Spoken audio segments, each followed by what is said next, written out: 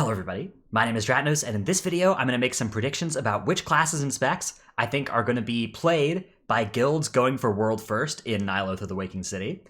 So this format, I'm going to predict what I think the raid compositions will look like for the world first and, close to world first kills in the later bosses of the raid.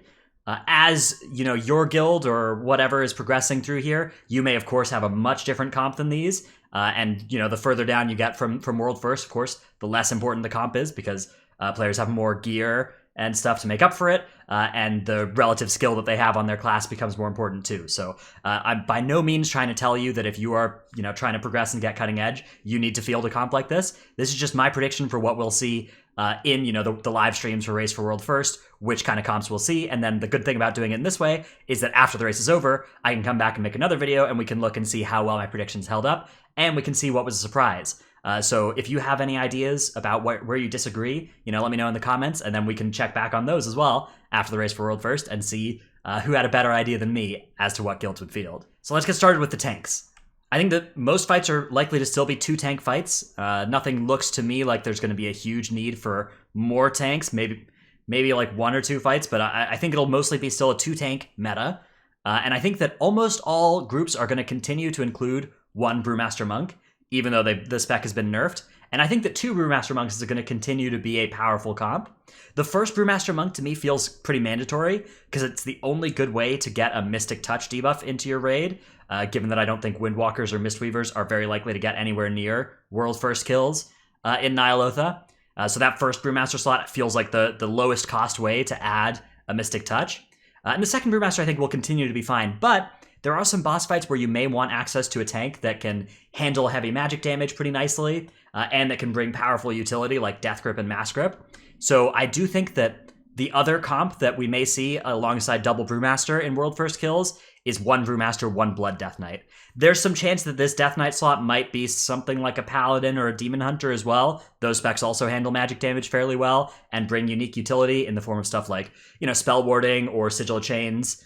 Those are powerful effects that have been used to great effect in Raid before, but my money is on the double Brewmaster or Brewmaster Death Knights being the main tank comps in this raid. Healers are a bit of an interesting place. As the expansion has gone on, we've seen less and less healers on end boss kills. So Gahun was 5 healed, Jaina was 4 healed, Unat was 3 healed, and then Ajara was 2 healed. So if you extrapolate that forward, you could predict that Ny'alotha will be killed with 1 healer in the raid. I don't think that's likely. I think that most boss fights are probably going to end up around the 3 heal mark, maybe 3 or 4, with 2 and 5 being the outlier numbers. I think that 1 healing is unlikely to be something that happens, although I guess it's not impossible.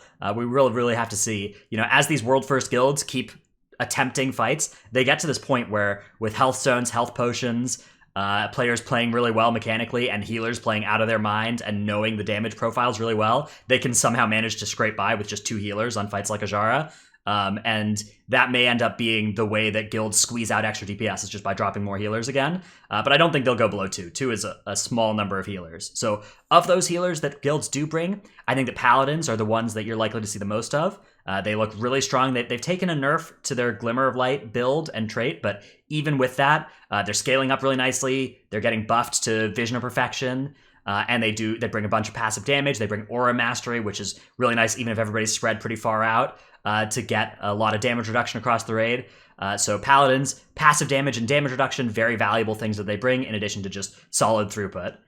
Similarly to Paladins, Priests are the other healer that I expect to see a lot of in this raid in World First kills. They also bring damage reductions with Barrier and passive damage. Disc Priests just do damage as part of their healing rotation. So both of these specs contribute those unique and powerful effects of passive damage and damage reductions, and no other healer specs really have much of either of those, and no other healer specs have both of them like Paladins and Priests do. So those effects I think are going to be the big reason that you'll continue to see Paladins and Priests in the top healing comps. I don't think you'll see much at all of the other healing classes. If anything, there might be room for 1 Shaman. Shaman bring, Spirit Link Totem, which is actually a damage reduction and uniquely powerful at that. It's, better than anything else at what it does. And they can do pretty sizable damage, but not passively, right? They can only do damage if they're not healing, unlike Paladins and Priests. But you may still end up seeing one or two sneak in here or there on specific fights. I think, though, that the most likely composition that kills Ny'alotha is probably 2 paladins, 1 priest, or 2 priests, 1 paladin. All right, so let's move on to the DPS here.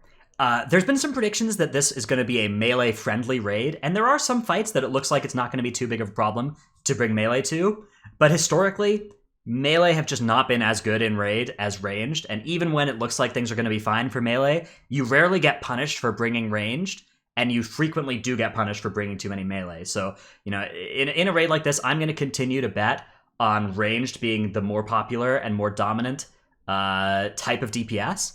So for that reason, I'm only predicting that the world first kills are going to include 2 to 5 melee DPS.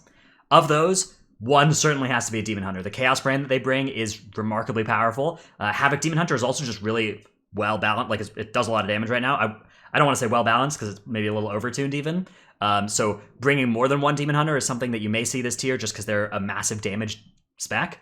So up to 3, I think, is reasonable, but definitely that first one is mandatory for the Chaos brand and the increased magic damage it brings. Similarly, Warrior, 1 of those is necessary for Battle Shout, and then going up to 3, excellent Execute.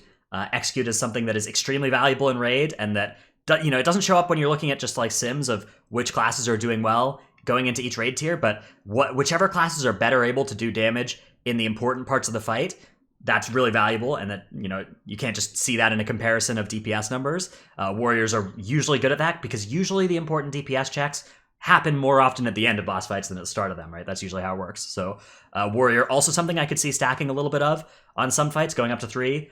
Arms and Fury, I think there's signs that DPS Warriors are going to be ready to play both in N'alotha, or in Ny'alotha for the top guilds. Beyond those specs, I don't think there are any required melee. Death Knights can bring some pretty sizable single target and AoE damage, so on some fights, maybe even like Carapace, this will be a spec that'll be pretty valuable. It does also look like Death Grips are going to be pretty valuable on a couple of raid fights as well this tier. So bringing, you know, 1 tank Death Knight and 1 or 2 DPS Death Knights is going to be a good way to get access to those Death Grips and help you, you know, bring a lot of control in those fights. So I think that it's not guaranteed that there will be Death Knight DPS on every world first kill. That's why I put a 0 here, but I wouldn't be surprised to see 1 or 2 on many of them. Rogues are something that is basically never actively bad to have in your raid.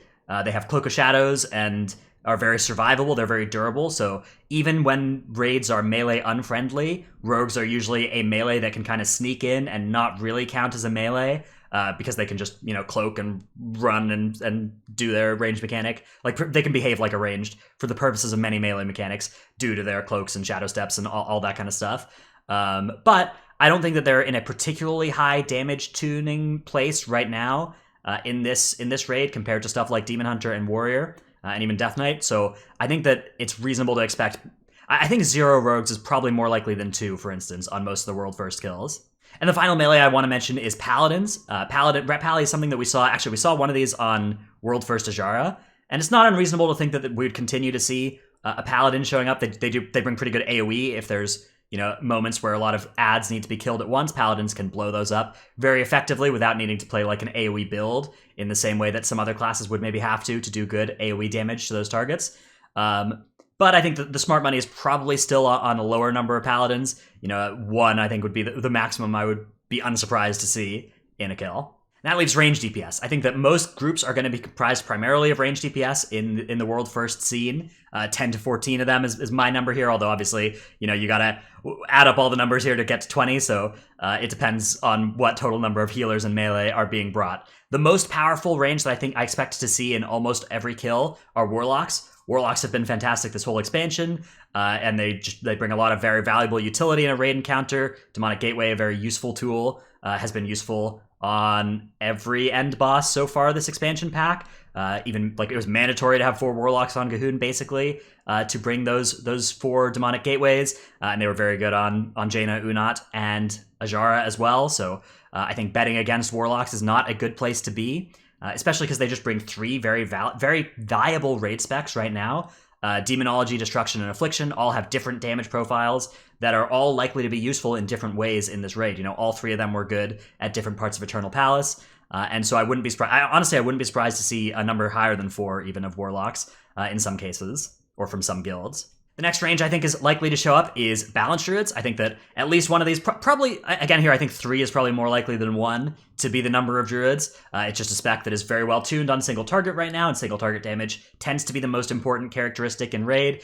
Druids handle movement very well, are pretty tanky, and they can do pretty good multi-dotting as well, much like Warlocks. Being able to multi-dot really adds a lot of value to these specs in a lot of Raid fights. I'm fairly sure that every top guild will be bringing a mage for Arcane Intellect. All the people racing for World First will have at least one. But I think going up to 2, or even maybe 3, is not unreasonable as well. It's another spec that looks like they're in a pretty good place damage numbers-wise.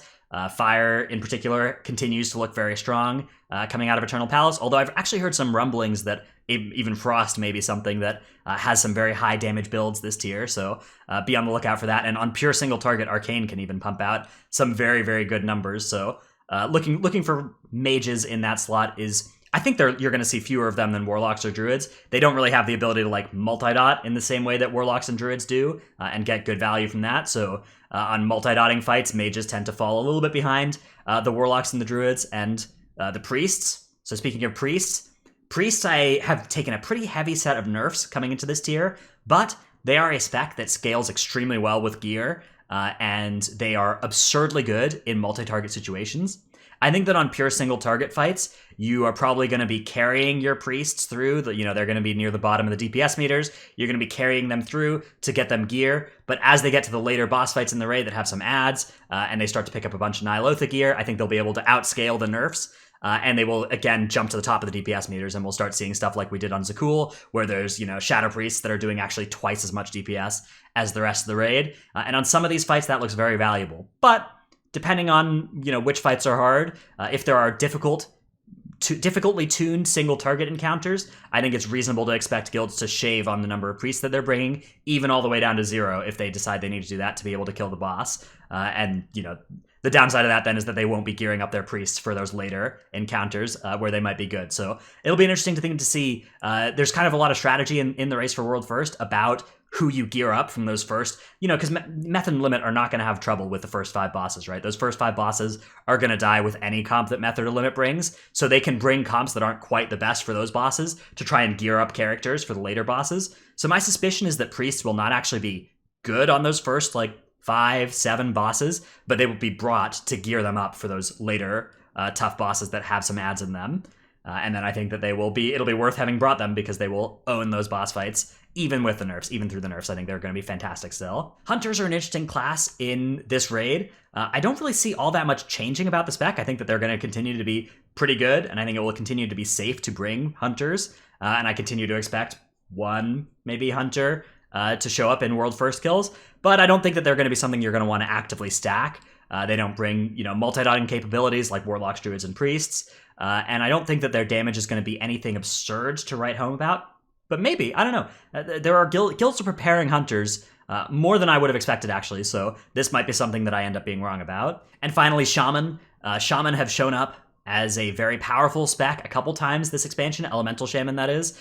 We saw them on Unot be very, very, very good. And there may end up being situations again in this raid where you're going to want to use Ankh to facilitate strategies that would otherwise cost you B-reses to use. If there's anything like that, Elemental Shaman will be brought for those effects. If there aren't things like that, then I think guilds will continue to bring maybe a couple Shaman if they have good players who've geared up Shaman. And Shaman will continue to be pretty good for that. The other niche that Shaman have is AoE to single target damage conversion. Shaman are very, very good at that in a multi-dotting situation, right? So if there's 3 targets, Warlocks and Priests are going to do the highest overall damage to 3 targets, but Shaman, if they have 3 targets, are going to do the highest damage to 1 priority target, right? So funneling damage from extra ads to put Flame Shocks on, if that's something that's valuable, that's another case where you might start to see guilds stack Shaman for damage rather than for utility. So there you have it. This is my prediction for the compositions that will be getting World First kills this tier. We'll revisit it after the tier's over, and we can see how well I did. Again, final little caveat here before the Windwalkers that are watching this start going into the comments and flaming me. This is really only aimed at World First, World Top 10 level kills, where I expect to see comps looking like this. As it gets further down from there, then again, I think we'll start to see even more diversity than this, more melee, and more of the specs that just have low numbers next to them, or I didn't even list, like Windwalker. And, you know, the other healer specs, Druid and Mistweaver also might start making their way in at that point. But I really do think that this is what it's going to look like at that very high end, at the world first level. So that's it. Thanks everybody for watching. If you like the video, do like and subscribe. Check out my stream, twitch.tv/Dratnos. Thanks everybody for watching. I'll see you in the next one.